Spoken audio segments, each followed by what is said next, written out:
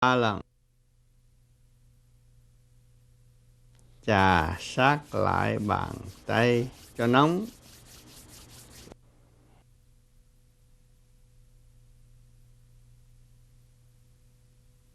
Bóp chân kia 3 lần.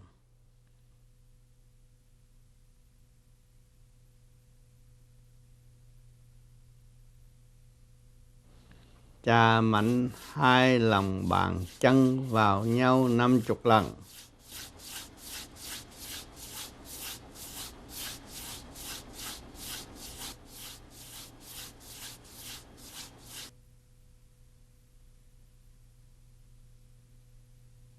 Niệm Nam Mô A Di Đà Phật.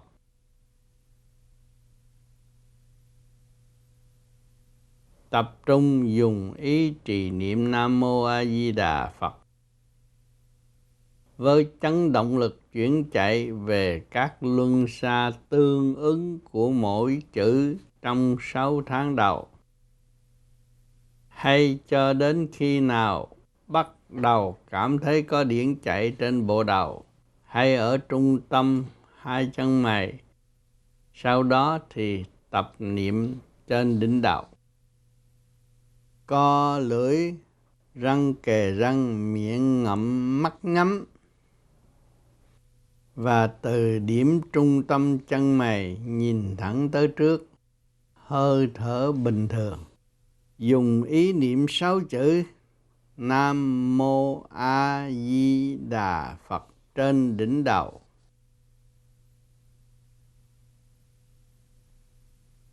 Các phương pháp phụ: thể dục trợ luân, lạy kiến vô vi, mật niệm bát chánh. Thể dục trợ luân và lạy kiến vô vi có thể tập bất cứ lúc nào thuận tiện khi bụng trống.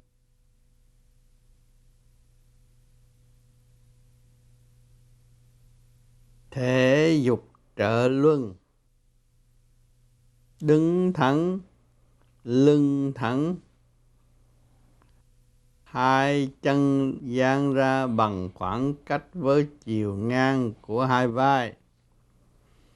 Tay thả lỏng, co lưỡi, răng kề răng, miệng ngậm. Đầu ngón chân bám trên mặt đất.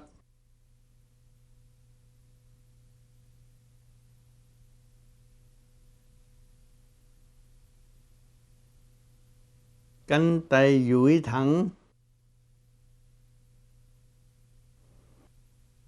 Từ từ đưa 2 tay song song ra phía trước một cách nhẹ nhàng khoảng 30 độ. Cổ tay lên rồi kéo song song ra phía sau cho hết mức. Mỗi lần làm khoảng 15 phút.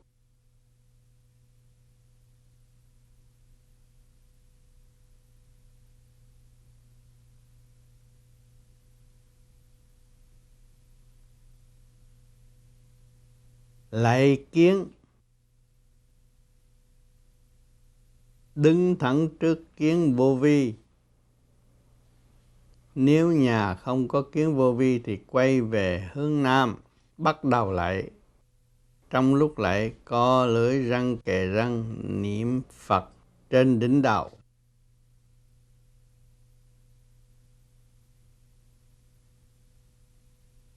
Tiếp tục niệm Phật và lạy, mỗi lần tập lạy 50 lần như vậy.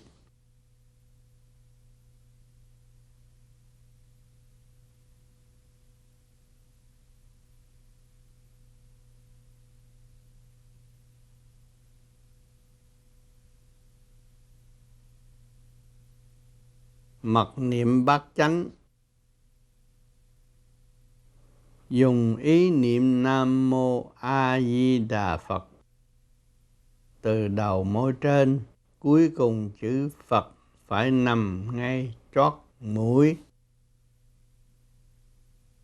Tiếp tục từ chót mũi ý niệm Nam Mô A Di Đà Phật đến điểm thứ nhì là trung tim chân mày. Từ trung tim chân mày, ý niệm Nam Mô A Di Đà Phật đến điểm thứ 3 là giữa trán. Từ giữa trán niệm Nam Mô A Di Đà Phật đến điểm thứ 4 là mỏ ác. Từ mỏ ác ý niệm Nam Mô A Di Đà Phật đến thứ 5 là đỉnh đầu. Từ đỉnh đầu ý niệm Nam Mô A Di Đà Phật đến điểm thứ 6 là huyệt ngọc chẩm sau phía ót. Từ huyệt ngọc chẩm ý niệm Nam Mô A Di Đà Phật đến điểm thứ 7 là huỳnh đình.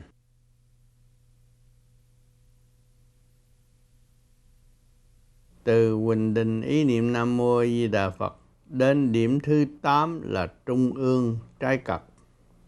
Cứ niệm để điển chuyển chạy trong 8 điểm như vậy 3 lần.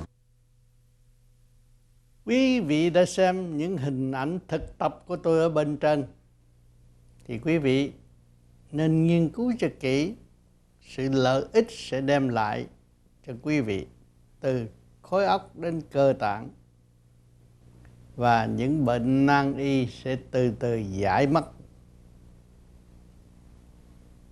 Đó là do sự nghiên cứu và thực hành của quý vị.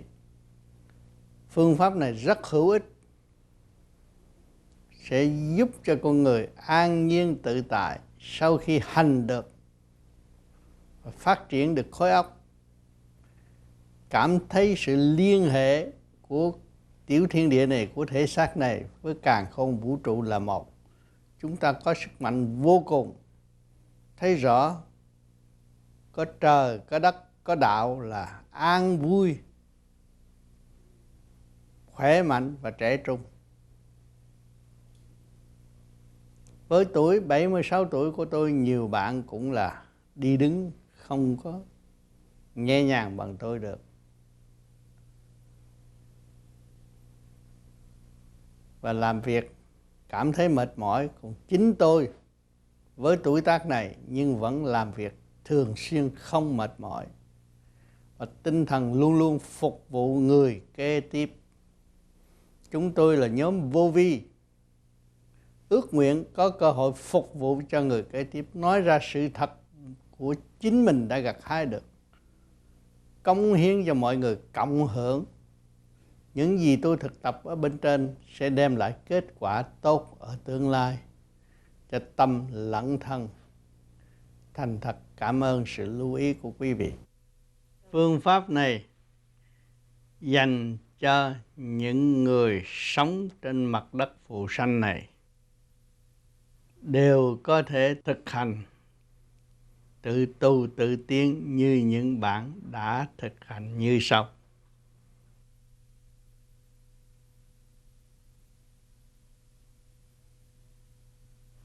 What is great about the practice of Vovi is that anyone from any age, any religion or nationality can practice it and benefit from it. It was my good fortune in about 1970 to cross paths with an individual who introduced me to Mr. Tam. And prior to my meeting him, my life had been very busy and maybe not very meaningful, though always in the back of my mind, I thought there'll be a time when I will slow down and I will find time to meditate, because in my mind I could see meditation taking a chunk of my life, and I didn't have time for it right now. But when I crossed paths with Mr. Lim, who took me to meet Mr. Tam, things suddenly changed, and my life was not too busy to find time to meditate. And I found that meditation provided me with a peacefulness and a tranquility that took much of the busyness out of my life. Vovi is self-discipline. It's a technique that you have to work at.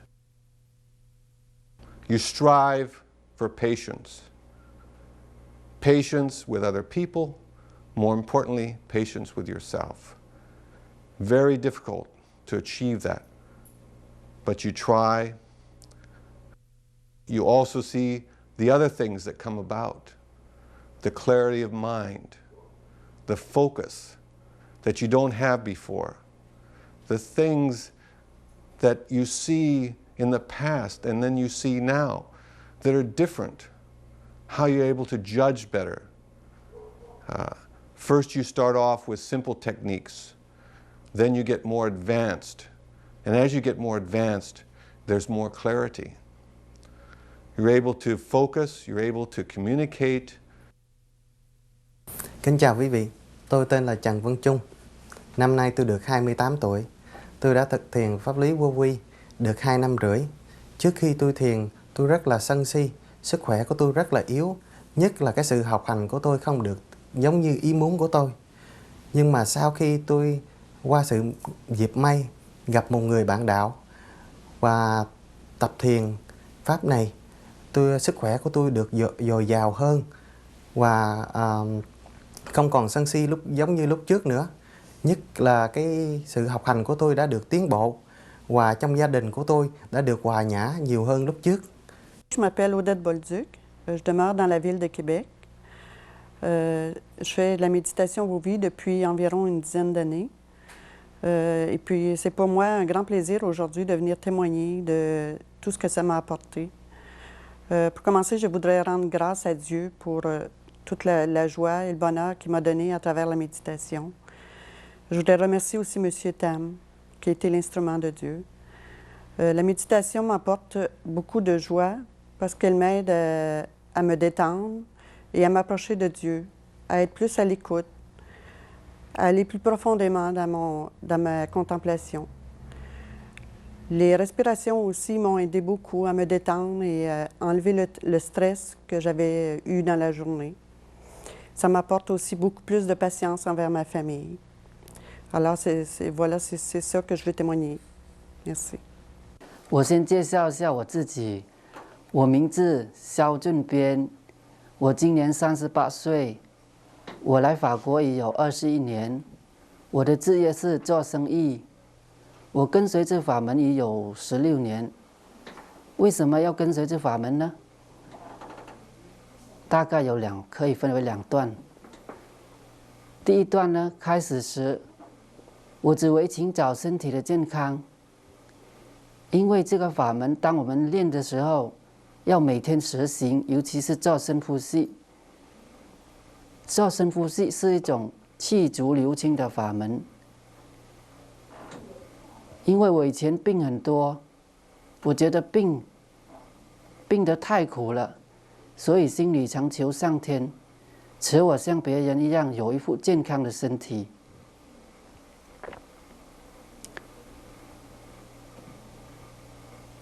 所以当我遇到这个法门的时候，我即刻的去实行，也管不了别人对我的想法。第二段，有了健康以后，我开始探讨心灵世界，因为心灵世界跟身体有很密切的关系。接下来，这个法门带来很多的益处，我可惜没有时间跟你们一一细数，谢谢。Hi, my name is Rachel Robichaud. I live in Montreal. I was first introduced to meditation through a Vietnamese friend who showed me the deep breathing technique, which was quite helpful to me after a traumatic event in my life. And now I consider it to be food for the soul. I spent most of my life feeding my brain, my intellect, and now I feel that this is a technique that helps me to get to the heart of who I really am, what really counts. And it helps me to be able to connect with myself and with the energy and the love in the universe. This is my experience through the meditation.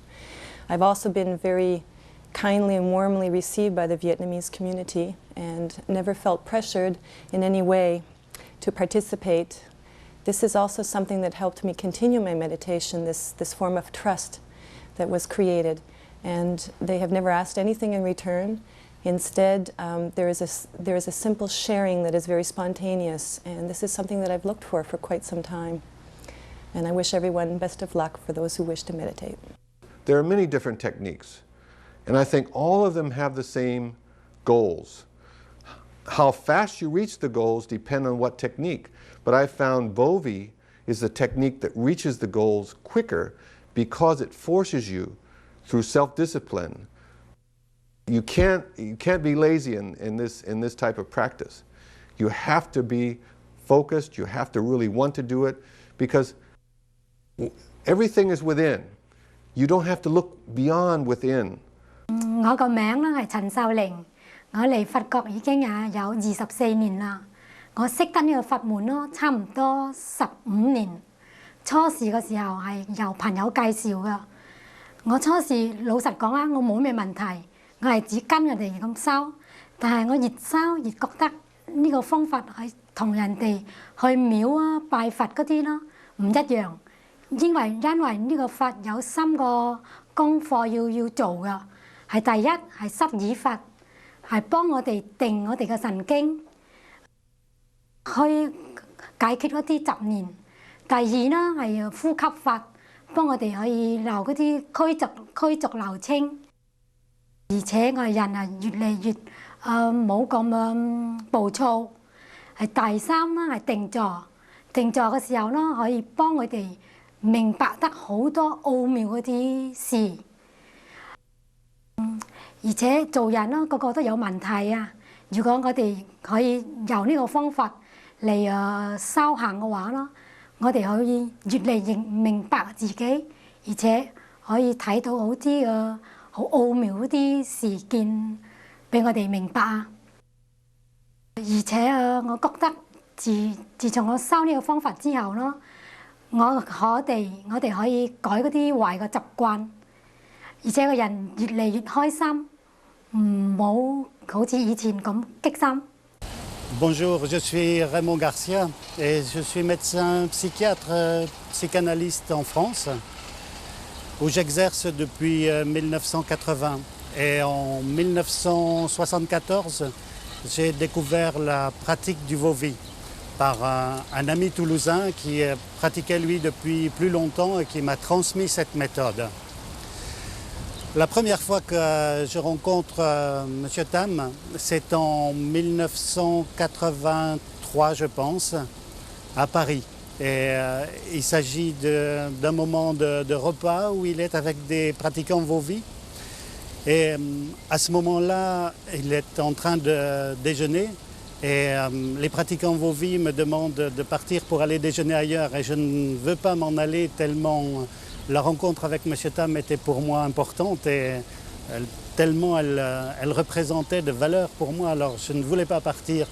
Et M. Tam me répond à ce moment-là, mais Raymond, je t'invite à un repas d'énergie. C'était vraiment touchant et je pensais que je n'arrivais pas à penser à combien c'était un repas d'énergie et pour longtemps cela se représentait.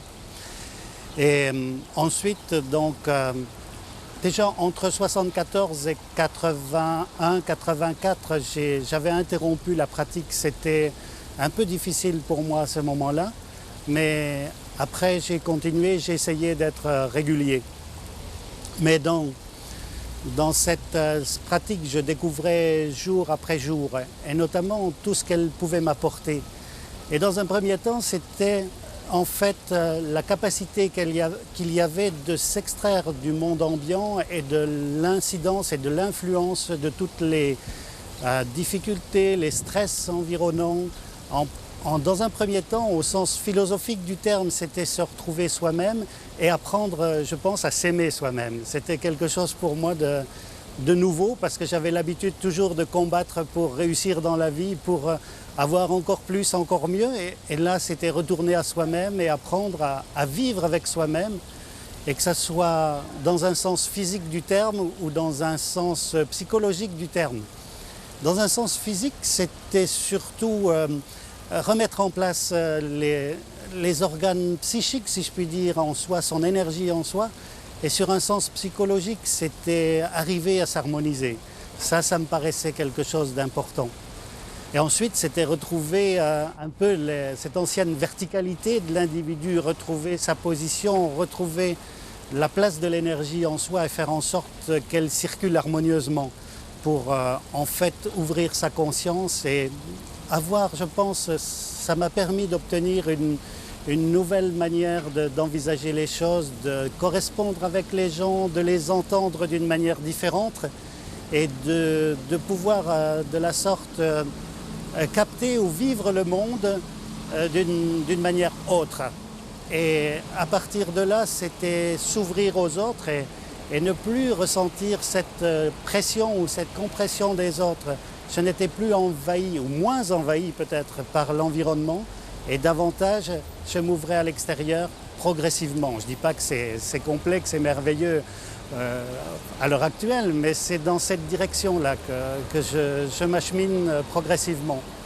Et alors ensuite, le fait de pratiquer le Vovi, ça m'a permis de, je pense, tout doucement, progressivement, de changer quelque chose qui est d'ordre énergétique en moi et d'augmenter cette quantité d'énergie qu'il est difficile de qualifier parce qu'elle est tellement fine, tellement, je dirais, furfurassée, très légère qu'on ne la qualifie pas. C'est une énergie d'harmonie et progressivement, en augmentant, on retrouve la voie de la tradition et on retrouve les expériences traditionnelles qui ont été décrites par les anciens.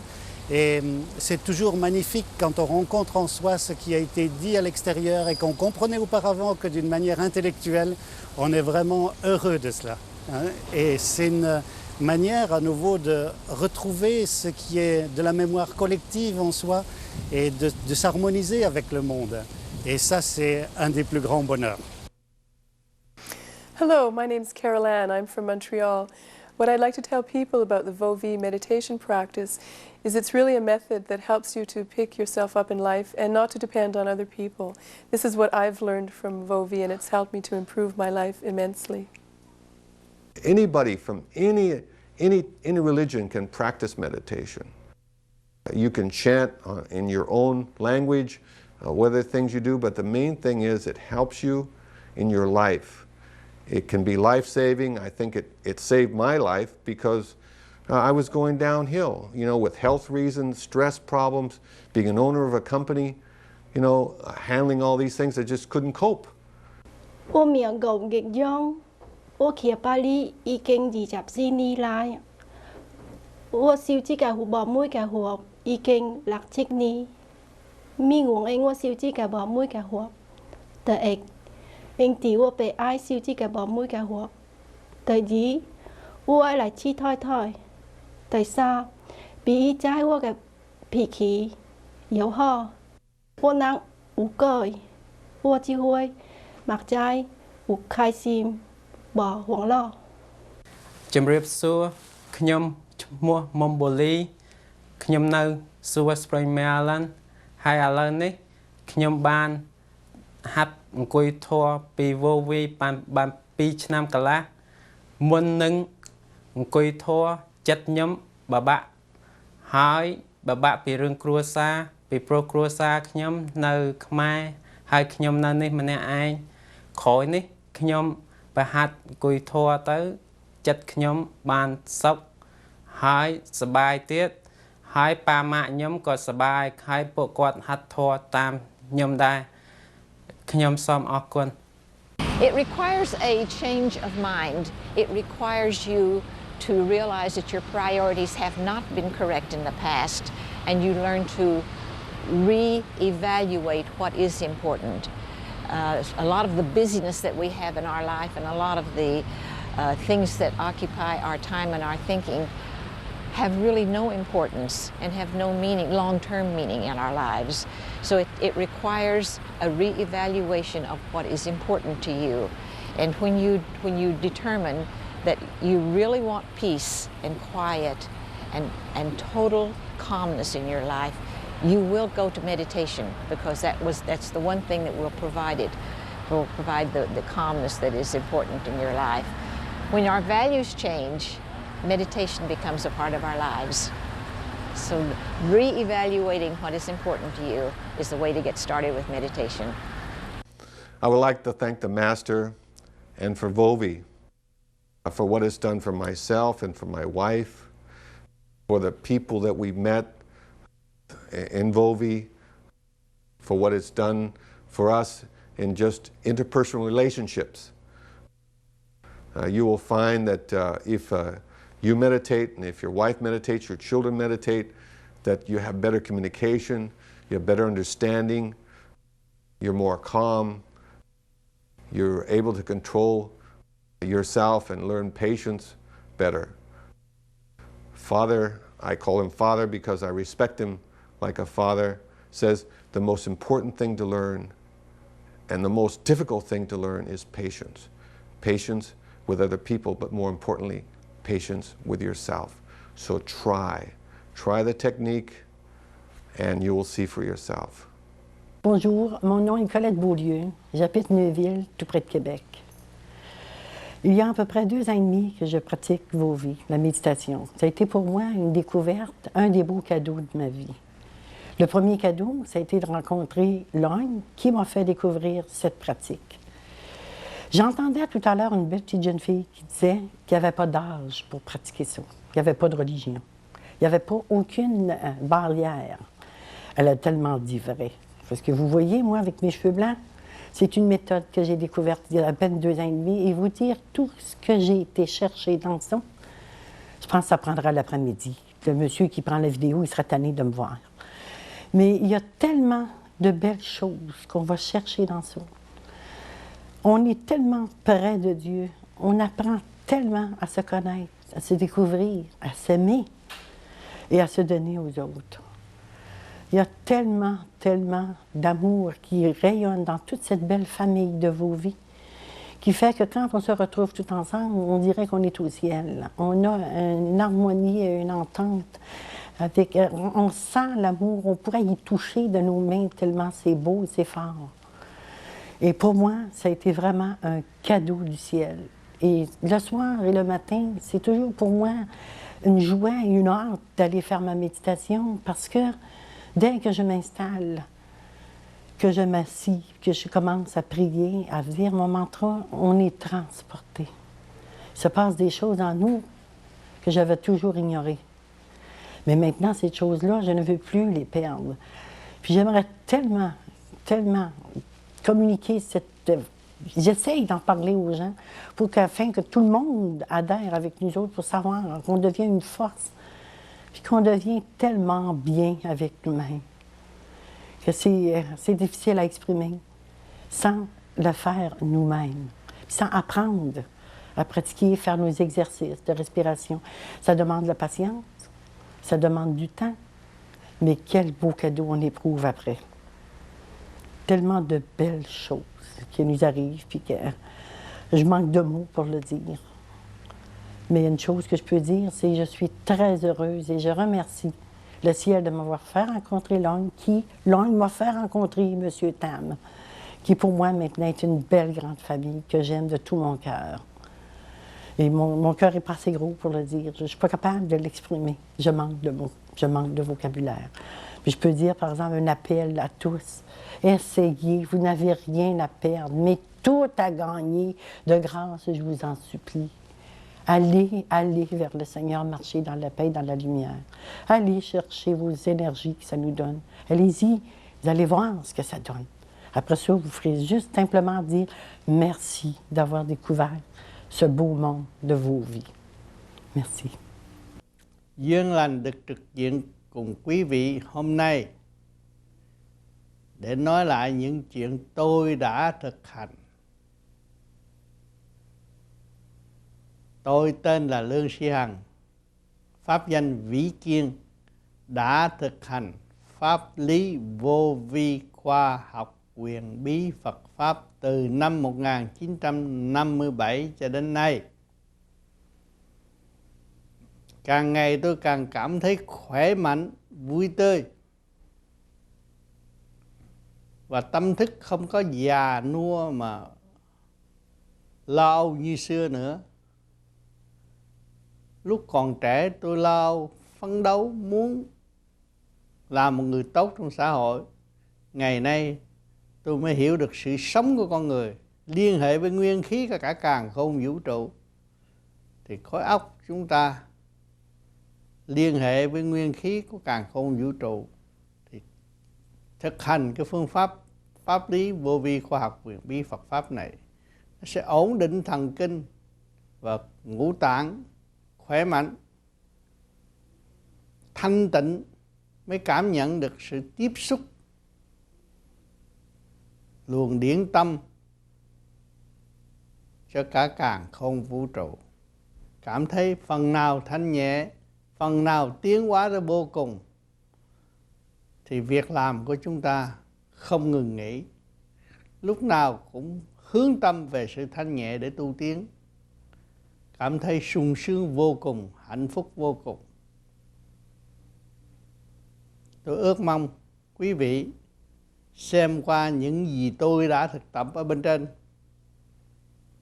và nghe những gì tôi đã thuyết trình về nghiên cứu và thực hành,